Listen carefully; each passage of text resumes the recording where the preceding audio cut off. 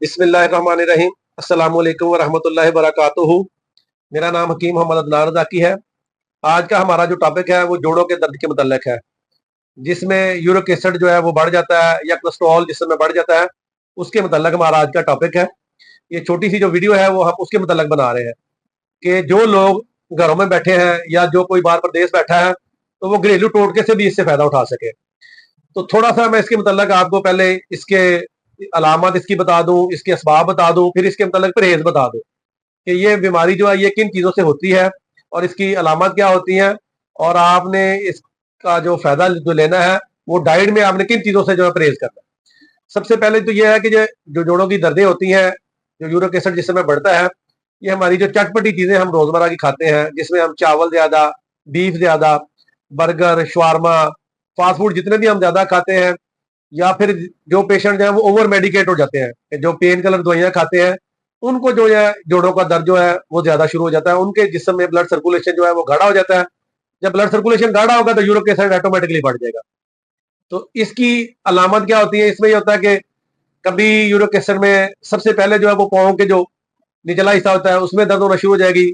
फिर जो हमारे कंधे के जोड़ होते हैं उनमें दर्द शुरू हो जाएगी। कमर में पेन होना शुरू हो जाएगी। और बाद का जो है वो स्वेलिंग होना शुरू हो जाती है। जब स्वेलिंग हो जाए तो फिर कोलेस्ट्रॉल भी साथ बढ़ जाता है। जब स्वेलिंग ना हो तो फिर जो है वो सिर्फ यूरिक एसिड ही ज्यादा होता है। तो इसके लिए आपने जो है हमारा जो एक घरेलू टोटका है वो मैं आपको बताने लगा हूँ। हमारा कैमरामैन जो वो कैमरा आगे ले आए, जो आप किचन में बैठे जो है वो बना सकते हैं। तो आपने सबसे पहले जो है ये अदरक है मेरे सामने, इसका आपने एक छोटा सा टुकड़ा लेना है। इसका बड़ा टुकड़ा नहीं आपने लेना है, इसका छोटा सा आपने टुकड़ा लेना है। तो ये तकरीबन समझ लें कि चम्मच का जो है ना चौथा हिस्सा, इतना आपने अदरक लेना है। इसको आपने क्रैश कर लेना है या इसको आपने कुंडी डंडी में थोड़ा सा कूट लेना है। और दो चुटकी जो है ये आपने सौंफ की डालनी है, दो चुटकी। और एक चुटकी जो है वो आपने अजवाइन की डालनी है। और दो चुटकियां आप जो है ना आपने पुदीने की डालनी है। अदरक, सौंफ, अजवाइन, पुदीना, ये चार चीजें आपने लेके तो इसको आपने 1.5 कप पानी डाल के तो उसमें पकाना शुरू कर देना है। तो जब ये 4-5 उबाले आएंगे, आधा कप जो है वो पानी का खुश्क हो जाएगा, 1 कप पीछे बकाया रह जाएगा। तो फिर आपने इसको भून लेना है। भून के तो फिर ये आपने देसी नींबू लेना है, फार्मी नींबू नहीं लेना। देसी नींबू जो है वो आपने काट के उसका आधा हिस्सा लेना है, नींबू का डालना है। पूरा नींबू नहीं डालना कि ताकि वो गले को नुकसान ना दे, ज्यादा उसको तुर्श नहीं आपने करना। आधा हिस्सा नींबू का काट के आपने उस पानी के अंदर फिर उसको चम्मच के साथ हिला लेना है। अगर ब्लड प्रेशर हाई वाले पेशेंट हो तो वो नमक ना डालें, वो इसमें हल्की सी चीनी डाल लें। और अगर ब्लड प्रेशर हाई वाले पेशेंट नहीं है तो वो इसमें नमक डाल के तो नींबू को इसके अंदर हल करके तो वो पानी पीना शुरू कर दें। अगर ज्यादा दर्दें होती हैं तो सुबह शाम शुरू कर दें।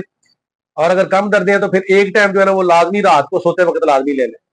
लेकिन जब भी आपने इसको लेना है, लेकिन पेट भरे हुए नहीं लेना, यानी कि आपने भी खाना है क्या तो साथ ही कावा ले लें, नहीं। खाना अगर आपने खाया तो 1 घंटे के बाद जो है ना ये आपने कावा लेना है। तो इंशाल्लाह अल्लाह के हुक्म से इससे जो दर्दें हैं वो आपकी आस्ता आस्ता खत्म होना शुरू हो जाएंगी। स्वेलिंग जो है वो आस्ता आस्ता उतरना शुरू हो जाएगी।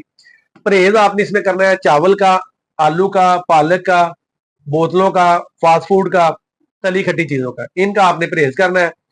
तो फिर ये दर्दें वगैरह जो है इंशाल्लाह खत्म हो जाएंगी।